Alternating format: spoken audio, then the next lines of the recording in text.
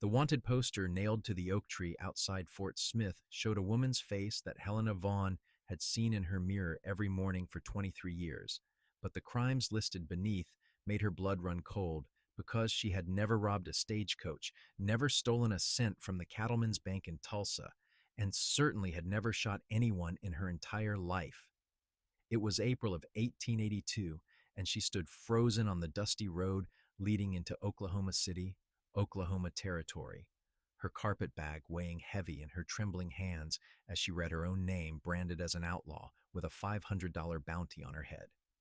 The spring air carried the scent of prairie grass and distant rain, but all Helena could smell was her own fear rising like steam from her skin. She had come west from Missouri 3 weeks prior after her father's passing, carrying nothing but his pocket watch, her mother's wedding ring, and enough money to start fresh as a school teacher in a growing frontier town. The advertisement had promised respectable work for educated women, a chance to shape young minds in a place where civilization was taking root among the wild. Now that dream withered like flowers in drought as she stared at the accusations that would see her hanged. Her hands shook as she tore the poster down, crumpling it against her chest. Someone had stolen more than money using her name.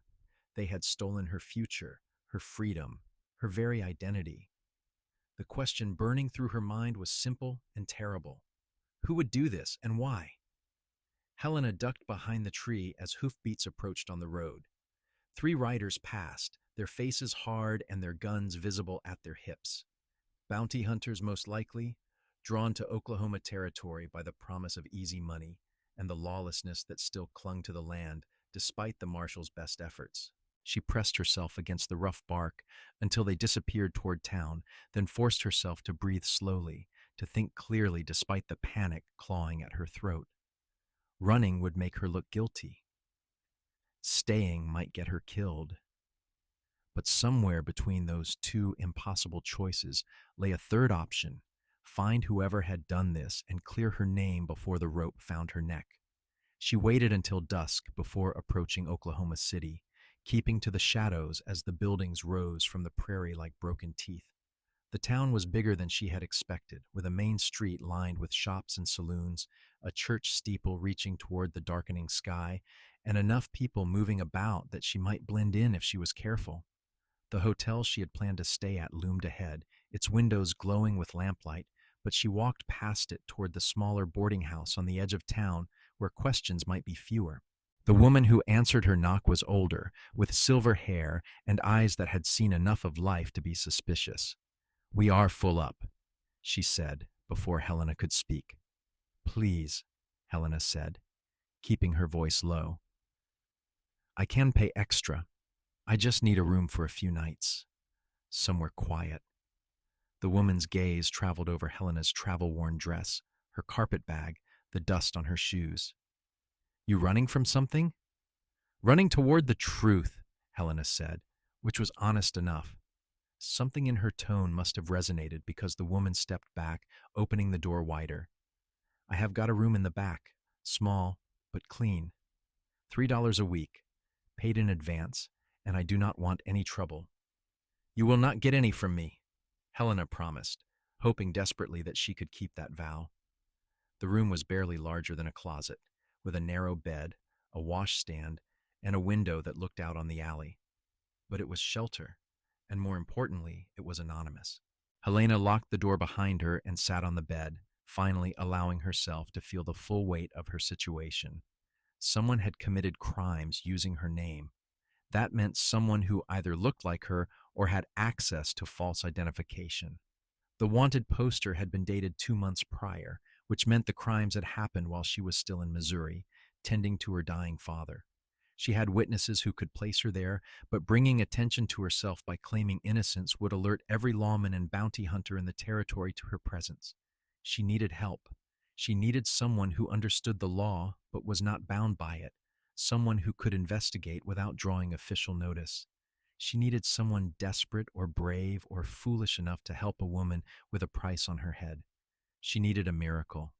Sleep came in fragments that night, broken by every sound in the alley, every footstep in the hallway. When dawn finally bled through the window, Helena rose with a plan that was more desperation than strategy. She would go to the marshal's office, not to turn herself in, but to watch, to listen, to learn what she could about the crimes attributed to her name. Knowledge was the only weapon she had, and she would sharpen it until it could cut through the lies. The marshal's office sat across from the general store, a squat building with bars on the windows and a hitching post where 3 horses stood in the morning sun. Helena positioned herself in the general store, pretending to examine bolts of fabric while keeping her eyes on the office across the street.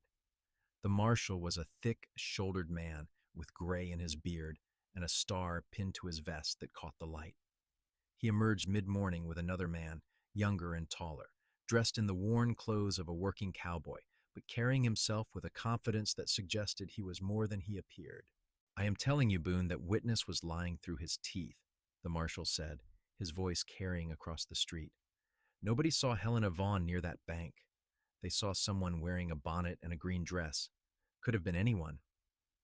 The younger man, Boone, leaned against the hitching post with easy grace. "Then why is her name on the warrant, Marshal?" "Because the bank president insisted, and because someone left a handkerchief with her initials embroidered on it at the scene. But that proves nothing except that someone wants us to think it was her." Helena's heart hammered against her ribs. The marshal had doubts. That was something, a crack in the wall of accusations surrounding her. "You want me to look into it?" Boone asked, and Helena found herself leaning forward to hear the marshal's response. "I want you to find the truth, whatever that is.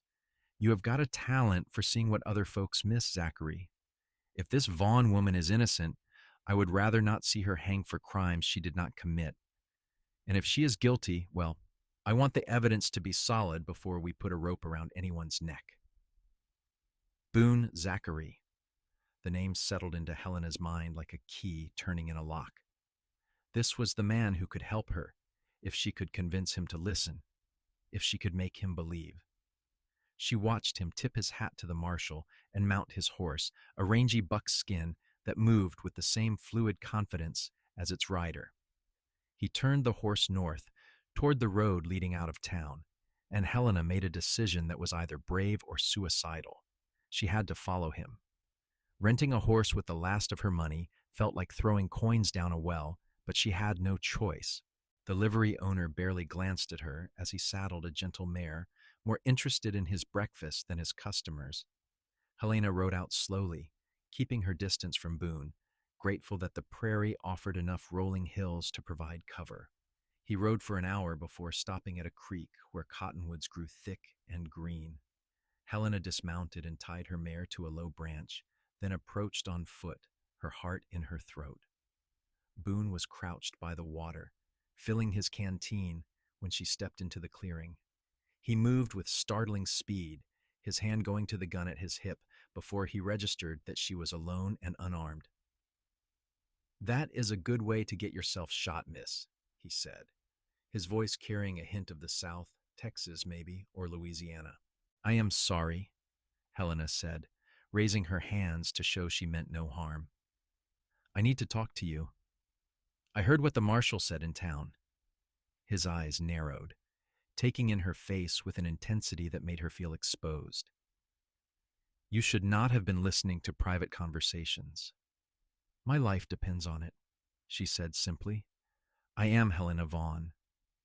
The name landed between them like a stone, dropped in still water. Boone's hand moved back toward his gun, but he did not draw. Instead, he studied her with those sharp eyes, seeing past her fear to something deeper. "The Helena Vaughn, the one wanted for robbery and assault." "The one accused of those things," she corrected. "But I did not do them. I was in Missouri when those crimes happened, nursing my dying father.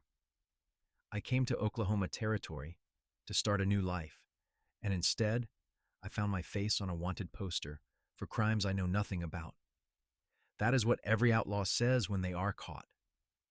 "I am not caught," she pointed out. "I am here, asking for your help, because I heard the marshal say you might be willing to find the truth, and because I have nowhere else to turn." Boone straightened slowly, his tall frame casting a shadow across the creek. He was younger than she had thought, maybe 27 or 28, with sun-weathered skin and dark hair that needed cutting. His face was hard in the way of men who had seen violence, but his eyes held something else, a wariness that suggested he understood what it meant to be misjudged. "Why should I believe you?" he asked. "Because if I was guilty, I would be running as far and fast as I could, not tracking down the man hired to investigate me," Helena said. "Because the marshal himself said that witness was lying, because someone planted evidence with my name on it, which means someone is trying very hard to make sure I take the blame for their crimes. Or you are trying to manipulate me into helping you escape." Helena felt frustration rise hot in her chest. "Then arrest me. Take me to the marshal right now. Let me hang for crimes I did not commit while the real criminal laughs and spends the money they stole. Is that what you call justice?" Her voice cracked on the last word, and she hated herself for it, for showing weakness when she needed to be strong. But Boone's expression shifted, something like sympathy flickering across his features before he shuddered it away. "I did not say I was going to arrest you," he said carefully, "but I am not promising to help you either. I need to know more before I make that kind of decision." "Then ask me anything," Helena said. "I will tell you the truth, all of it." He gestured to a fallen log near the creek. "Sit. Start from the beginning." So she did. She told him about her father's illness, the long months watching him fade, the loneliness of being the only family he had left. She told him about the advertisement for a teaching position in Oklahoma Territory, the hope it had given her during those dark days. She told him about arriving in Fort Smith and seeing her own face branded as a criminal, about the terror that had gripped her and the determination that had followed. Boone listened without interrupting, his face unreadable. When she finished, he was quiet for a long moment, staring at the water flowing past.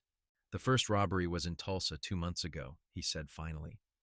"The Cattleman's Bank. Someone walked in at closing time, held the clerk at gunpoint, and made off with $3,000. The clerk said it was a woman in a green dress with dark hair and a red handkerchief tied around her neck.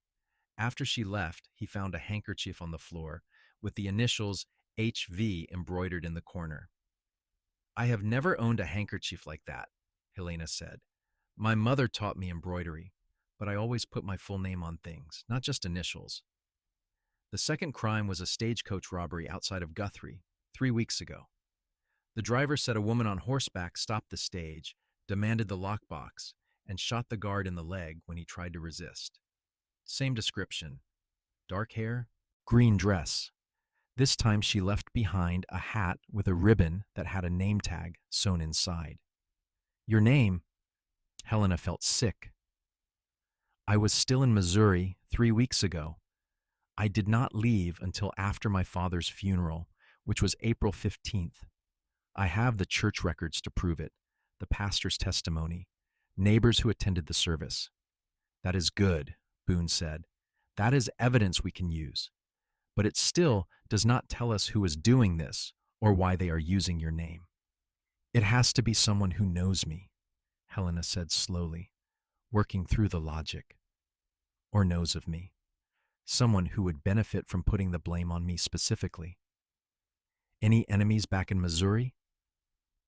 Anyone you had a falling out with?" Helena shook her head. "I lived quietly. I taught piano to children, helped my father with his bookkeeping, attended church. I had no enemies that I know of." "What about family? Siblings, cousins, anyone who might have a grudge?"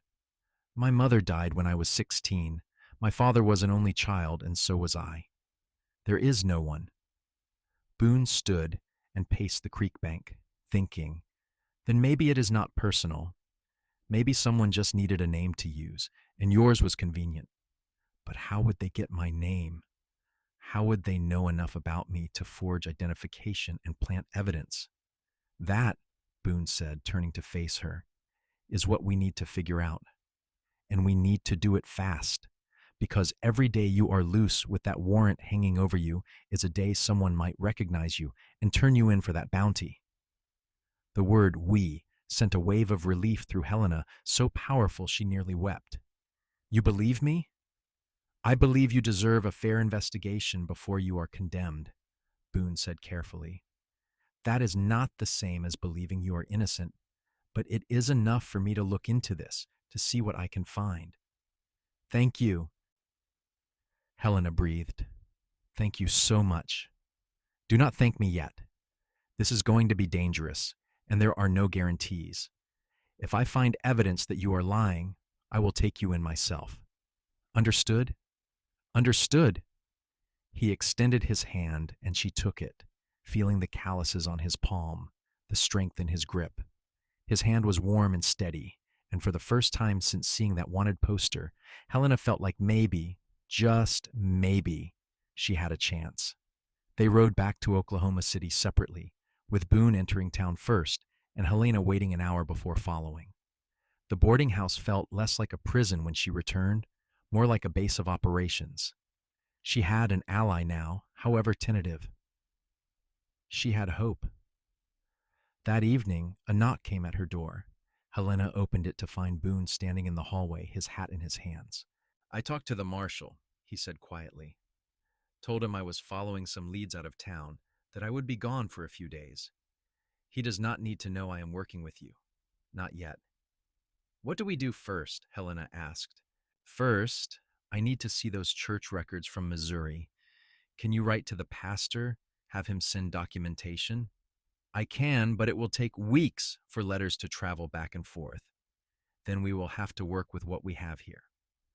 Tomorrow, I am riding to Tulsa to talk to that bank clerk, see if I can get a better description of the woman who robbed him.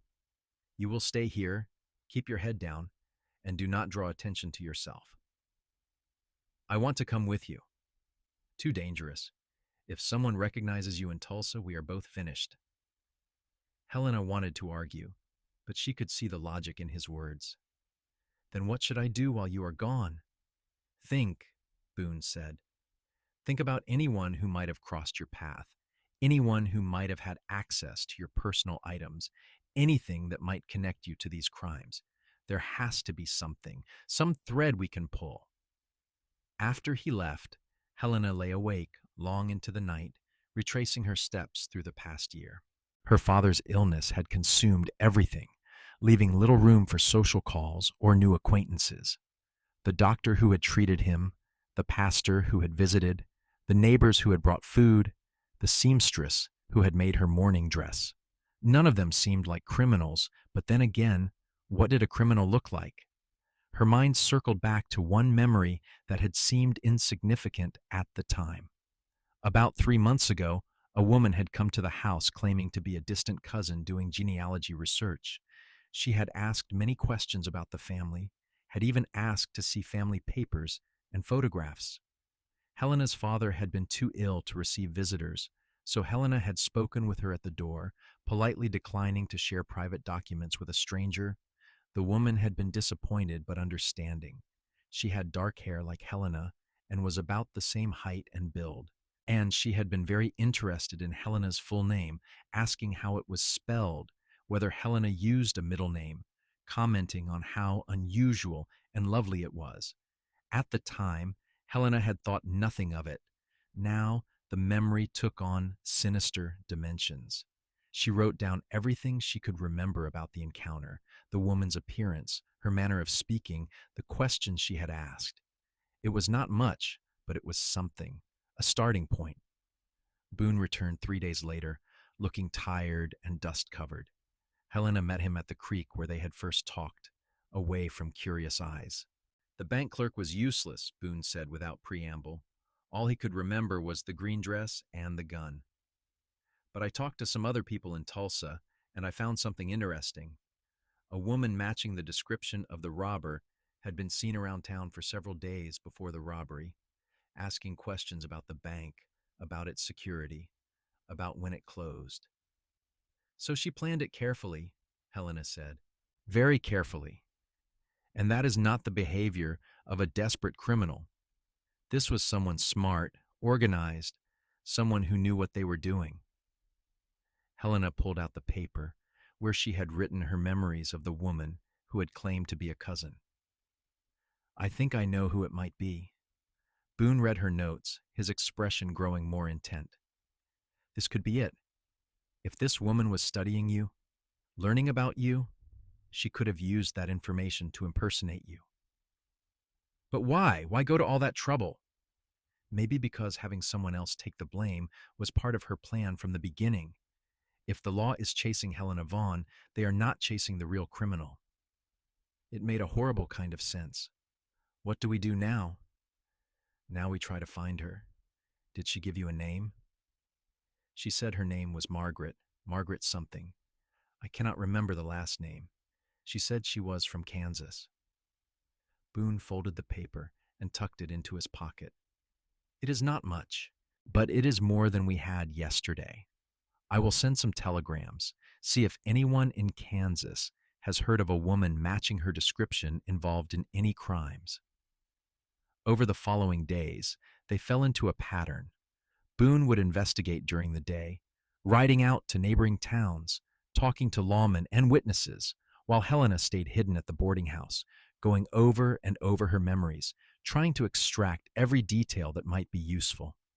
In the evenings, they would meet at the creek, sharing information and theories as the sun set over the prairie. Helena found herself looking forward to those meetings more than she should. Boone was unlike any man she had known, practical and direct, but with a core of integrity that shone through his rough exterior. He treated her as an equal, listening to her ideas, asking her opinion, never dismissing her thoughts because she was a woman. And gradually she began to see past his guarded manner to the person beneath, someone who had been hurt and had learned to protect himself, someone who understood what it meant to be alone. One evening, as they sat by the creek watching the stars emerge, Boone told her his story. I was a deputy in Texas 5 years ago, he said, skipping stones across the water. Thought I was doing good work, keeping people safe. Then I arrested a man for murder, had witnesses and evidence. Everything lined up perfect. They hanged him a month later. He paused, and Helena waited, sensing there was more. 2 years after that, another man confessed to the killing on his deathbed, said his conscience would not let him meet his maker with that lie unspoken. The man I had arrested, the man they hanged, he was innocent, had a wife and 3 children who lost everything because I was so sure I had the right person. That was not your fault, Helena said softly. You did your job with the information you had. Maybe, but it taught me to question everything, to never assume guilt just because the evidence points one way. That is why I left Texas, why I work as an investigator now instead of wearing a badge. I do not want to be part of a system that can make that kind of mistake and call it justice. Helena understood then why he had believed her, or at least been willing to listen. He knew firsthand how easy it was for an innocent person to be condemned. I am grateful you listened to me, she said. I do not know what I would have done without your help. Boone looked at her, and in the fading light, his eyes held a warmth that made her breath catch. You would have figured something out. You are stronger than you think. The moment stretched between them, charged with something neither was ready to name. Then Boone stood, breaking the spell, and offered his hand to help her up. We should get you back before it is full dark, he said, his voice carefully neutral. But as they walked back toward town, their horses trailing behind them, Helena felt the shift that had occurred. They were no longer just investigator and client, no longer just 2 people thrown together by circumstance.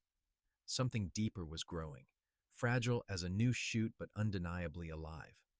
The break in the case came a week later. Boone received a telegram from a marshal in Wichita, Kansas. A woman matching the description had been arrested there 6 months prior for attempted fraud, had given the name Margaret Pierce, but had escaped custody before trial. The marshal included a description: dark hair, brown eyes, average height, a small scar above her left eyebrow. Helena felt electricity course through her when Boone showed her the telegram.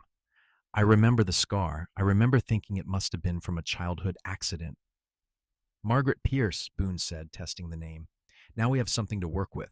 I will send wires to every town between here and Kansas, see if anyone has seen her recently. The response came faster than expected. The marshal in Guthrie, a town 30 miles north of Oklahoma City, wired back that a woman matching that description had been seen at the local hotel 2 days prior, staying under the name Mrs. Pierce. She's still in the territory, Boone said, showing Helena the wire. Still close. That means she is either very confident or very stupid. Or she has more crimes planned, Helena said, fear and anger warring in her chest. If she commits another robbery under my name, it will be even harder to prove my innocence. Then we need to move fast. I am writing to Guthrie today. I am coming with you. Boone started to shake his head, but Helena cut him off. This woman stole my life. I have a right to face her, to demand answers.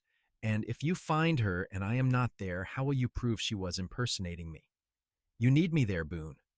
You know you do. He looked at her for a long moment, then sighed. You are right, but you stay back when we find her. Let me handle the confrontation.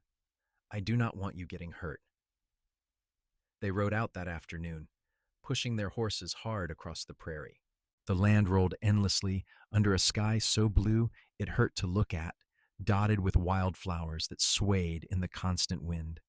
It was beautiful country, Helena thought, wild and free and full of possibility. She hoped she would live long enough to see it without fear. They reached Guthrie as the sun was setting, the town painted gold and crimson in the dying light. The hotel was easy to find, a 2-story building on the main street with a porch where men sat smoking and watching the world pass by. Boone went in alone first, talking to the clerk, getting information. He emerged looking grim. She checked out this morning, said she was heading south toward Oklahoma City. We must have passed her on the road.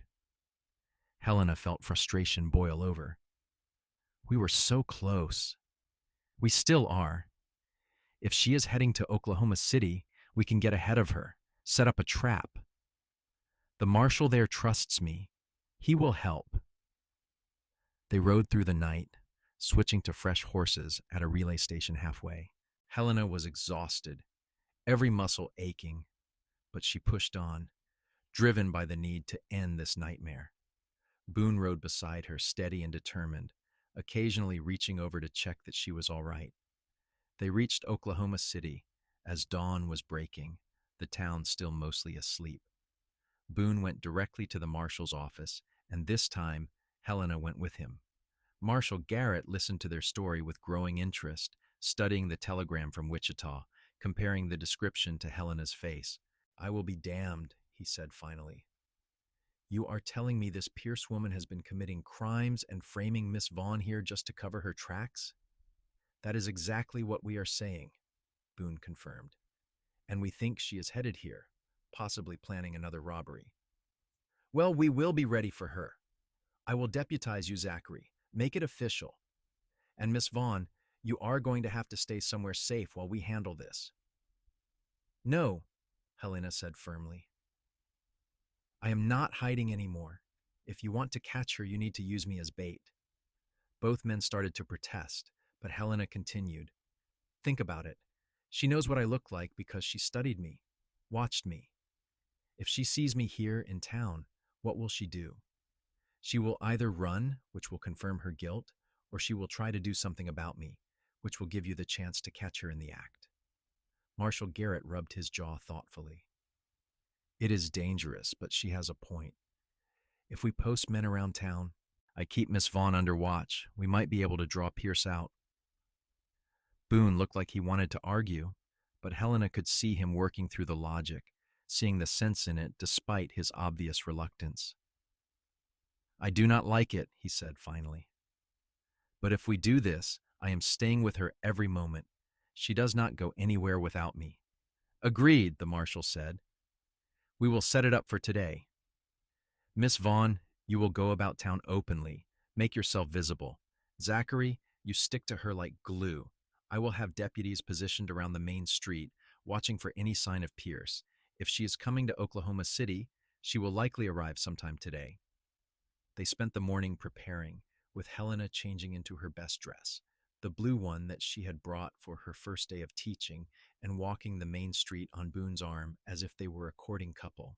It felt strange to be so exposed after days of hiding, but also liberating, like she was taking control of her fate instead of letting it control her. Boone stayed close, his eyes constantly scanning the street, the buildings, the people passing by. His hand rested near his gun, ready for trouble. "Are you scared?" he asked as they paused in front of the general store.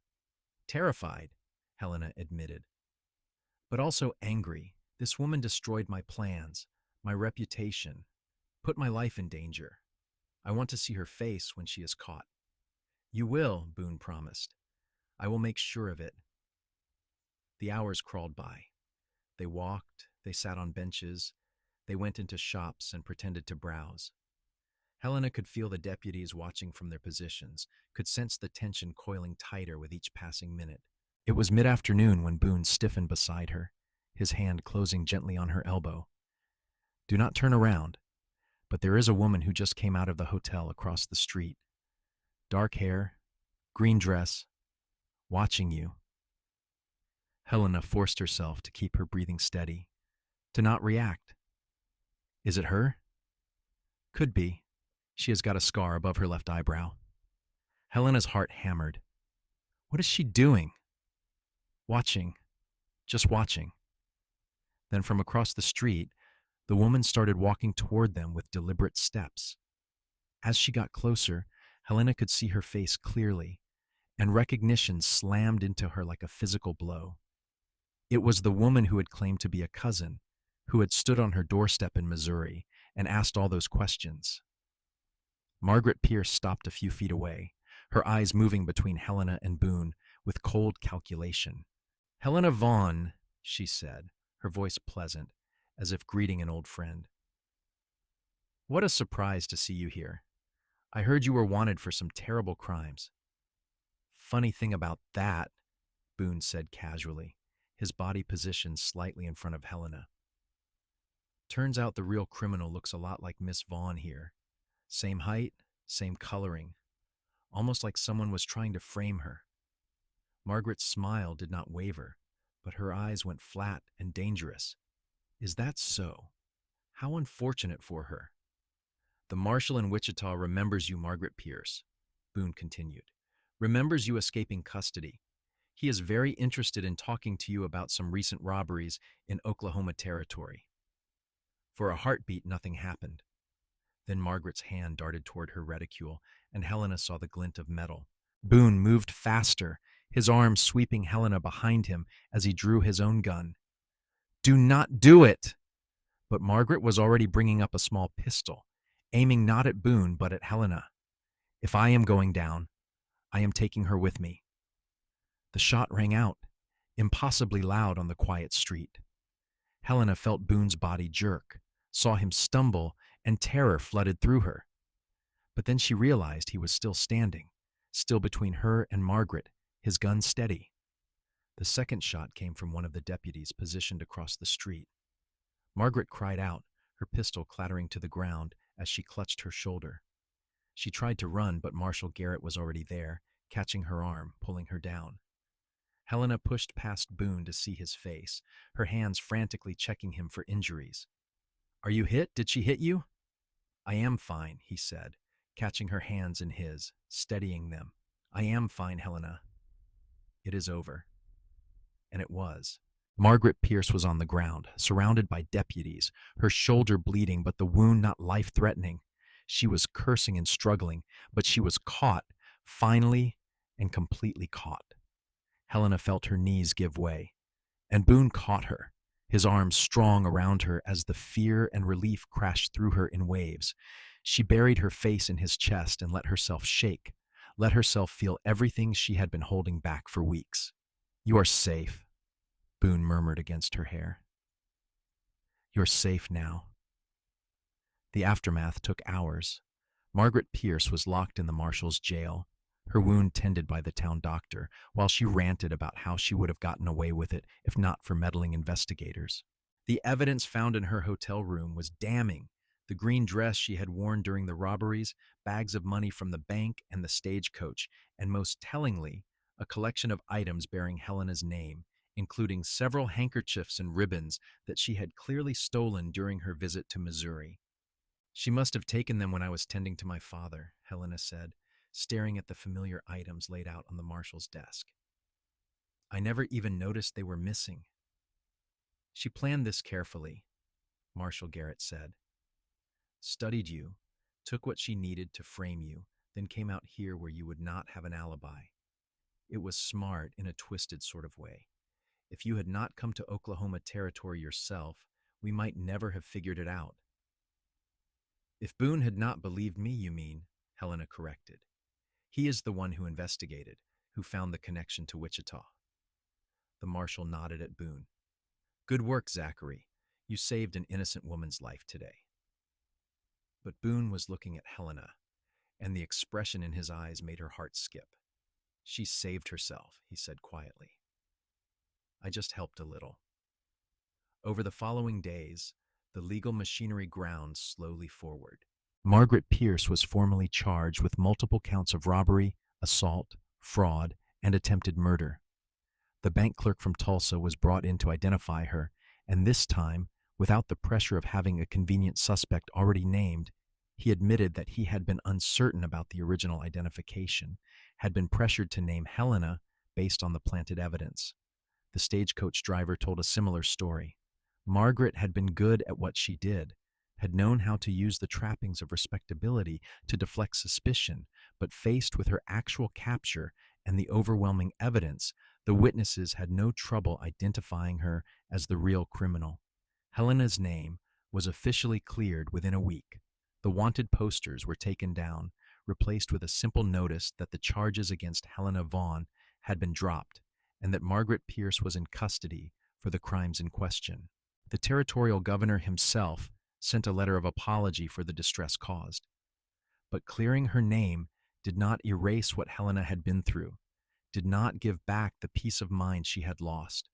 She found herself waking in the night, heart pounding, dreaming that she was being chased, that the warrant was still out there, that no one believed her. Boone seemed to understand without being told. He came by the boarding house every day, bringing her news, taking her on walks outside town where the prairie spread endless and clean. He told her stories about his work, about the places he had been, slowly drawing her back into the world. And somewhere in those quiet conversations, in the comfort of his presence, Helena realized that what she felt for him had grown far beyond gratitude. She loved him, loved his strength and his gentleness, his commitment to truth, the way he looked at her like she was someone worth protecting and worth listening to in equal measure. She thought he might feel the same, caught glimpses of it in the way he found excuses to touch her hand, the way his voice softened when he spoke her name. But he never said anything, never pushed for more than friendship, and Helena found herself caught between wanting to be bold and fearing rejection. The question resolved itself on a warm May evening when they rode out to the creek where they had first talked. The wildflowers were in full bloom, painting the prairie in purple and gold, and the air smelled of earth and growing things. They sat on the fallen log, watching the water flow past, and Boone was quiet for a long time before he spoke.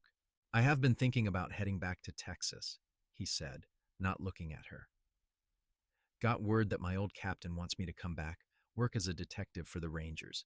It is good work, important work. Helena felt her heart sink. That sounds like a wonderful opportunity.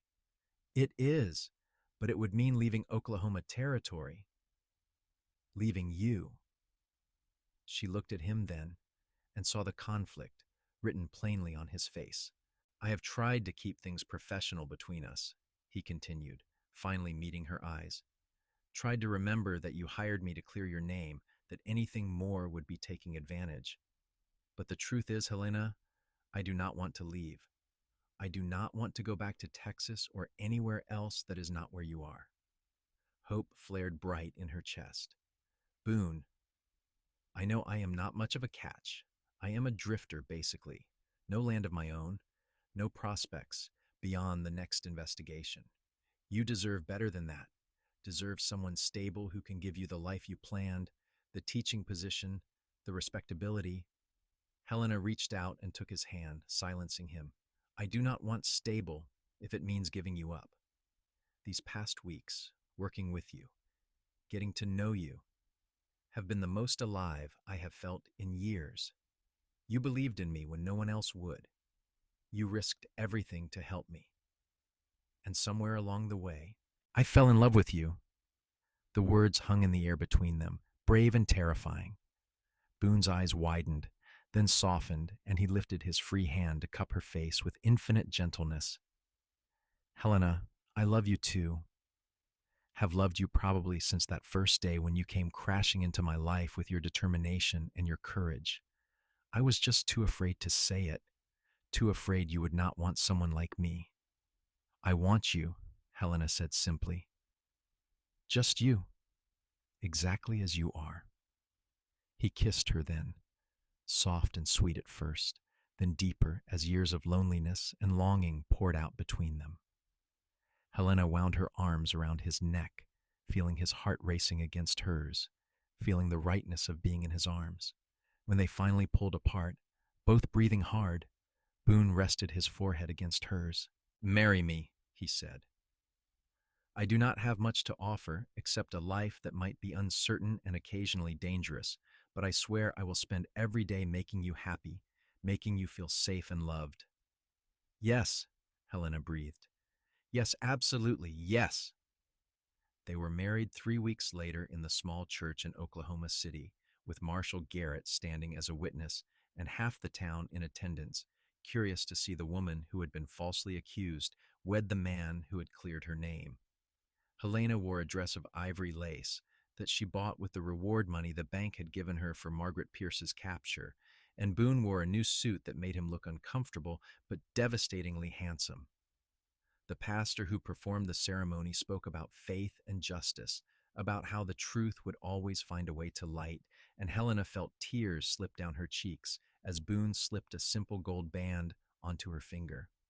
I love you, Helena Zachary, he whispered as they were pronounced husband and wife. I love you too, she whispered back, and then he was kissing her again, and the church erupted in applause. They made their home in Oklahoma City, buying a small house on the edge of town with enough land for a vegetable garden and a few chickens. Boone continued his work as an investigator, taking cases that interested him, turning down the offer from Texas because home was now wherever Helena was. Helena took the teaching position she had originally come for, finding joy in shaping young minds and earning the respect of the community that had once viewed her with suspicion. Margaret Pierce was tried, convicted, and sentenced to 20 years in prison. Helena attended the trial, needing to see justice done, needing closure. Margaret never apologized, never showed remorse, but that was all right.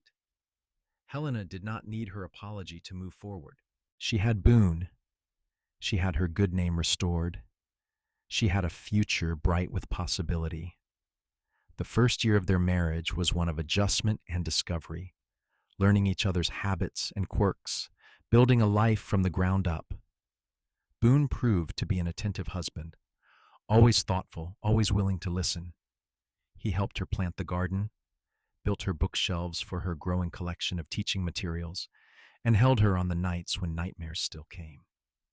Helena learned that Boone had scars of his own, physical ones from old fights, and emotional ones from the guilt he carried over that wrongful conviction in Texas. She helped him see that he was not responsible for a flawed system, that what mattered was how he chose to act now, with integrity and compassion. Their first real test came in the winter of 1883, when a blizzard swept through Oklahoma territory, trapping them in their house for nearly a week. The snow piled higher than the windows, and the cold was brutal, but they kept the fire burning and each other warm. It was during those long, quiet days, wrapped in quilts and telling stories, that Helena discovered she was pregnant. She told Boone one evening as they sat by the fire, his arm around her shoulders, her head resting on his chest. I am going to have a baby, she said simply, feeling his body go still with shock, then tremble with joy. A baby, he repeated, his voice rough with emotion. Helena, are you sure? The doctor confirmed it last week before the storm hit. I wanted to be certain before I told you. Boone turned her in his arms, his eyes shining with tears he was not ashamed to shed. You have made me the happiest man alive. We are going to have a family. Their son was born in late summer of 1883, a healthy boy with Boone's dark hair and Helena's eyes. They named him Samuel after Helena's father, and called him Sam from the first moment Boone held him and marveled at his tiny, perfect features. Motherhood transformed Helena in ways she had not expected, deepening her understanding of love, testing her strength, exhausting her and fulfilling her in equal measure. Boone was a devoted father, taking Sam on walks around their property, singing him ridiculous songs, getting up for midnight feedings so Helena could rest. The teaching had to stop for a while, and Helena found she did not mind as much as she had thought she would. Her students sent her cards and visited to meet the baby, and the school board promised her position would be waiting when she was ready to return. Life settled into a rhythm of domesticity and contentment. Boone continued taking investigative cases, though he was more selective now, unwilling to be away from his family for long periods. Helena helped him with the paperwork and research, discovering she had a talent for seeing patterns and connections that others missed. They became a team, in work as in life. When Sam was 2, Helena became pregnant again. This time it was a daughter, born in the spring of 1886, with red gold hair and a temperament that was pure fire. They named her Rose, and she wrapped both her parents and her big brother around her tiny finger within days. The house that had seemed adequate for 2 now felt cramped with 4, so Boone and Helena bought more land and built a larger home, a proper 2-story farmhouse with a porch that wrapped around 3 sides and enough bedrooms for the children they had and the ones they hoped might come. Oklahoma territory was changing around them, growing more settled, more civilized. The lawlessness that had defined the Wild West was giving way to schools and churches and proper roads. Statehood was being discussed, though it would be years yet before it became reality. Helena and Boone watched these changes with mixed feelings, grateful for the increasing safety and opportunity, but nostalgic for the wildness that had brought them together. In 1888, when Sam was 5 and Rose was 2, Helena returned to teaching part-time, with Boone adjusting his schedule to watch the children. The school board welcomed her back with open arms, and she threw herself into the work she loved, inspiring her students to question, to think, to dream. Boone's reputation as an investigator grew, and he was offered a position as chief investigator for the Territorial Marshal's Office. It was tempting, the stability and respect that came with it, but after long discussions with Helena, he turned it down. He valued his independence, his ability to choose which cases to take, his freedom to be present for his family. The years passed in a blur of birthday parties and school plays, scraped knees and bedtime stories, Sunday dinners with friends and neighbors, quiet evenings on the porch, watching the sun set over land they owned and loved. It was not always easy. There were lean times when cases were scarce, illnesses that scared them, arguments that left them both frustrated and hurt. But they worked through it all with honesty and communication, with the bedrock certainty that they were better together than apart. In the summer of 1891, Margaret Pierce was released from prison early for good behavior. Helena learned of it from a telegram sent by the prison warden, and for a moment, old fears resurfaced. But Boone wrapped his arms around her and reminded her that they were not the same people they had been 9 years ago. They were stronger now, together, with a family and a community around them. Margaret never contacted them, never came near Oklahoma City. The last they heard, she had moved to California, trying to start fresh under her real name. Helena hoped she had learned something from her time in prison, hoped she had found a better path, but ultimately it did not matter. Margaret was part of the past, and Helena's focus was firmly on the future. That future expanded again in 1893, when Helena discovered at the age of 34 that she was pregnant once more. This pregnancy was harder than the first two, with exhaustion and morning sickness that lingered longer. But when their second daughter was born in early 1894, tiny and perfect and utterly beloved, Helena knew it had all been worth it. They named her Grace because that was what she represented, an unexpected gift in a life already full of blessings.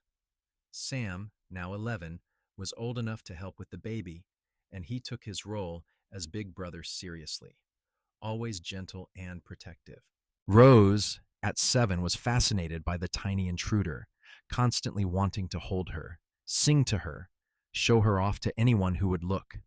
Boone, at 39, joked that he was too old to be starting over with diapers and sleepless nights, but Helena saw the joy in his eyes every time he held Grace, the tenderness in his touch as he rocked her to sleep. Life with 3 children was chaotic and loud and wonderful. The house that had seemed so spacious now felt full, every room echoing with laughter and arguments, music and stories. Helena had to give up teaching again, but this time she did not mind. These years with her children were precious and fleeting, and she wanted to be present for every moment. Boone cut back on his investigative work even more, taking only local cases, nothing that would require extended travel. His priority was his family, and he made sure they knew it through actions more than words, through showing up for school events and teaching Sam to ride, helping Rose with her reading, walking Grace around the garden as she babbled her first words. In 1896, Oklahoma Territory took another step towards statehood, and with it came increased opportunities and stability. Boone was offered the position of territorial marshal, the top law enforcement position in the region.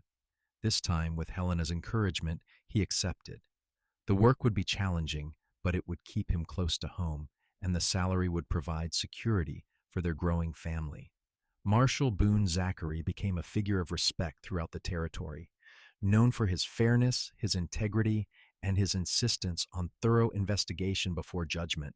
He trained a new generation of lawmen in the principles that had guided him: question everything, seek the truth, remember that behind every accusation is a real person whose life hangs in the balance. Helena became known in her own right, not just as the marshal's wife, but as an advocate for education and for the rights of those falsely accused. She wrote articles for the territorial newspaper about the importance of evidence and due process, drawing on her own experience to make the case for justice reform. When Oklahoma finally achieved statehood in 1907, some of the protections she had advocated for were written into the state constitution. The children grew as children do. Sam went to university in Kansas, studying law with the intention of becoming a defense attorney. Rose became a teacher like her mother, passionate about literacy and eager to make a difference. Grace, the youngest, surprised everyone by developing a fascination with investigation work, often accompanying her father on safe, simple cases and showing a natural talent for observation and deduction. Boone and Helena grew older together, their hair going gray, their faces gaining lines, but their love for each other only deepening with time. They had built something lasting, not just a family, but a legacy of justice and truth, of second chances, and the courage to stand up for what was right. On their 25th wedding anniversary in 1907, their children threw them a party at the house, inviting friends and neighbors from across the region. The porch was strung with lanterns, tables groaned under the weight of food, and music filled the warm summer air. Helena stood with Boone under the same stars they had looked at all those years ago by the creek, his arm around her waist, her head on his shoulder. 25 years, she marveled. It feels like yesterday, and like forever at the same time. Best 25 years of my life, Boone said, kissing the top of her head. Though I have to say, I am glad we do not have to go through that whole wanted criminal adventure again. Helena laughed. Agreed, though if we had not gone through it, we might never have found each other.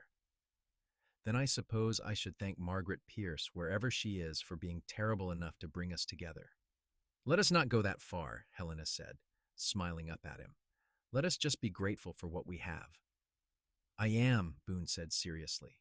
Every single day I am grateful for you. for our family, for this life we have built. You saved me, Helena, just as much as I helped save you. We saved each other, Helena corrected, and we will keep doing it for as long as we both live. They sealed the promise with a kiss, there under the Oklahoma stars, surrounded by the life they had created together. The past, with all its pain and fear, had faded to memory, instructive but no longer controlling. The future stretched ahead, unknown but not frightening, because they would face it together. Sam eventually became one of the most respected defense attorneys in the new state of Oklahoma, known for taking cases others would not touch, for giving voice to the voiceless. He married a schoolteacher named Anna when he was 26 and gave Boone and Helena their first grandchildren, twins born in 1909. Rose taught in Oklahoma City for years before marrying a journalist when she was 28. Together, they started a newspaper focused on investigative reporting and social justice, carrying on the family commitment to truth. They had two daughters who grew up with ink on their fingers and questions on their lips. Grace never married, choosing instead to become the first female investigator in Oklahoma, working alongside her father until his retirement and then taking over many of his cases. She was brilliant and fierce and utterly her own person, and Helena and Boone were immensely proud of the woman she became. Boone retired as marshal in 1912 at the age of 57, his body finally demanding rest after decades of hard work. He and Helena settled into a quieter life, spending their days in the garden, reading, playing with grandchildren who came to visit with increasing frequency. They watched the world change around them, automobiles replacing horses, electric lights replacing oil lamps, the wild frontier they had known becoming something tamer and more predictable. But they did not mourn the passing of that era, because they carried its best parts with them: the courage, the determination, the belief that one person standing up for truth could make a difference. On a spring morning in 1920, Boone woke early and slipped out to the porch to watch the sunrise as he had done thousands of times before. Helena found him there an hour later, still and peaceful, his hand resting over his heart, a smile on his weathered face. He had passed quietly in his sleep, looking out over the land he loved, and though Helena's grief was profound and shattering, she found comfort in knowing he had gone peacefully, surrounded by beauty, after a life well lived. She buried him in the cemetery outside Oklahoma City, under a cottonwood tree with a view of the prairie. The headstone read simply, Boone Zachary, Marshal, husband, father, seeker of truth. The funeral drew people from across the state, former colleagues and grateful clients, friends and family, all coming to pay respects to a man who had made the world a little more just. Helena lived another 8 years after Boone's passing, surrounded by children and grandchildren, still writing, still advocating, still teaching in whatever way she could. She spoke often at schools and women's groups about her experiences, about the importance of fighting for justice, about the power of love to sustain us through the darkest times. When she died peacefully in her sleep in 1928 at the age of 69, her family buried her next to Boone under the cottonwood tree. Her headstone read, Helena Vaughn, Zachary, teacher, mother, defender of the innocent. Between the two stones, their children planted wildflowers, the same purple and gold blooms that had covered the prairie the evening Boone had proposed. The story of Helena and Boone became part of Oklahoma legend, told and retold, embellished and romanticized, but always carrying at its core a simple truth: that love and justice are not opposing forces, but complementary ones, that standing up for what is right can lead to unexpected blessings, and that even in the wildest, most lawless places, human decency and courage can prevail. Their descendants carried on their legacy, generation after generation, choosing careers in law, education, journalism, investigation, always guided by the example their ancestors had set. The house they built still stands, preserved now as a historical landmark, its rooms filled with photographs and documents that tell the story of a false accusation, a dogged investigation, and a love that endured every challenge. And sometimes, On quiet spring evenings, when the wildflowers bloom and the prairie wind whispers through the cottonwood trees, people say you can see two figures walking hand in hand toward the creek, forever young, forever together, the cowboy and the woman whose name had been on a warrant for crimes not her own, finding their way home to each other across the years.